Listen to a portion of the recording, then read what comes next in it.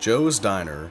Here, you can get a burger and fries for just $6.99 and unlimited coffee for just $1 more. For more than 60 years, this diner has thrived in the small town of Lee, nestled in the Berkshires of western Massachusetts. Lee was established in 1777 and eventually became a center for the paper industry in the late 19th century. Renowned artist Norman Rockwell lived in this region.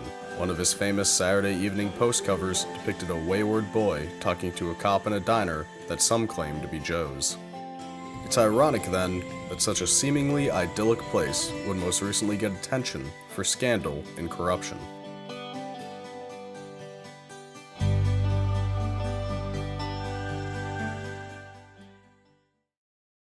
In 2012, the town of Lee appointed Joseph Buffis to chief of police. At first, he was highly regarded.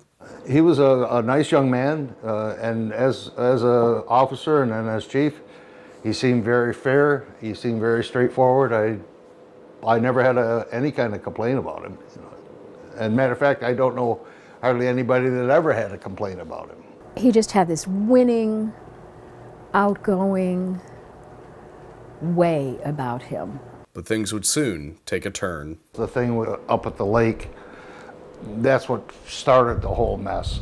State police, I believe, had gotten wind of some online advertisements that sounded like they were a front for a solicitation operation. That led to a very small scale sort of raid on the inn at Laurel Lake. In other words, the inn was under investigation. According to court documents, the owners, Tara Viola and her husband, Thomas Fusco, were running a prostitution ring and had been hosting swingers parties. Viola offered to become an informant so that she and Fusco might avoid arrest. The couple found their business on the ropes, so she had this idea, well, I'll start prostituting myself to make ends meet. It was kept on a hush. I don't think people really knew much about it. I mean, maybe some people did. I never heard of it before it got brought out in the media. And how it sort of spun out of control from that point was Mr. Buffis, while Tara was being interviewed by police, but announced to our paper that these two had been arrested, when that wasn't quite the case. This is where a criminal investigation reportedly ended, with an arranged payoff.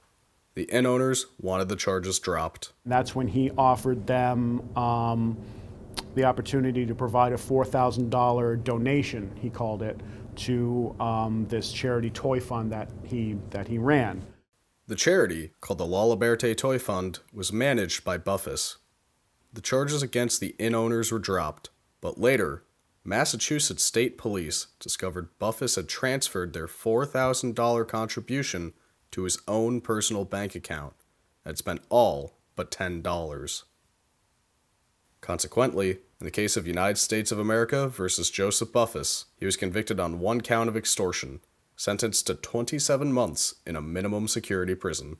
When the story broke, Buffis said little, save for a few short remarks outside the courthouse. Thank you. Have a great afternoon, and God bless America. Vote for Donald Trump. But media coverage sent shockwaves through the town of Lee. These two kind of colliding scandals with the corrupt police chief stealing from the poor children's Christmas charity, and this local couple who ran an inn that was a front essentially for a prostitution ring and a swinging mecca, I guess. To me, that was just a bomb. I mean, one of those things would have been a bomb in and of itself, but the two of them colliding, I thought it was like this nuclear thing in this pretty little small town. When it came out about the toy fund and stuff like that, basically the whole town just kind of said, anybody that would do that, we're done with. It was a surprise to me as it was a surprise to anybody else, everything that came out. I mean, you're always taught to look up to those in uniform. However, even after his conviction, some town residents aren't sure justice was truly served. I think Joe got screwed. I really do. The selectmen, I think, had to cover their own tail feathers, and they did. He's paying an astronomical punishment compared to these people. I don't even know if they went to jail, if they were fined anymore. And I don't think that that's necessarily fair. I think if that's really what they were doing and they were found guilty, which apparently they felt they were if they gave $4,000 to someone, you know, as a fine, then I think they should have been held accountable. No matter what anyone thinks about Joseph Buffis, one thing is undisputed. The La Liberté Toy Fund has been tainted as a charity. It's been affected drastically since then. Christmas time, it used to get thousands and thousands of dollars, and now hundreds. It's so sad. The scandal seems to have opened the eyes of many to the potential for corruption, even among those whose job it is to maintain order and justice. I think a lot of people are a little skeptical a lot of times of things that go on, and I think there's a lot more questioning goes on now than it used to. Still, there are others who disagree and believe the case has brought nothing but discord to the town and its people. The only thing good that came out of that is when they had kind of like this tag sale to get rid of all their furnishings. I guess they were going bankrupt or they were selling or whatever. I got this lovely little settee. Of course, I had to clean because, you know. So now I get to kind of say that, you know, some of my furniture came from, excuse the language, the local whorehouse. So it's kind of quiche. We're hardy New England folk. Bad things happen, we get our feathers ruffled a little bit, and then life goes on. When something like this happens, you know, once everything gets finished and there's a process, this time there was a conclusion. So with that conclusion and him going to jail, I think there's a lot of closure for people.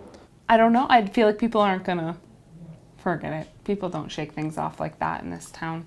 You steal from the town itself, you're stealing from all the people in the town. And I feel like that's the way that this community looks at it. Joseph Buffis will soon know what reception he'll receive in Lee, as he's out of jail and serving the rest of his sentence under house arrest. We got in contact with him, but he declined an interview. In the end, the Buffis case left Lee divided. Divided about the lessons to be learned from what happened, and divided about the police chief himself.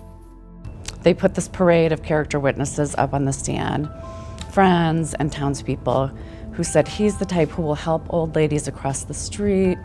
He'll give people breaks, he's kind to people. I think that probably was true also. But I mean, most of us are not one thing. We're not evil swindlers, and we're not, you know, only people who will help old ladies across the street. I think he was both things.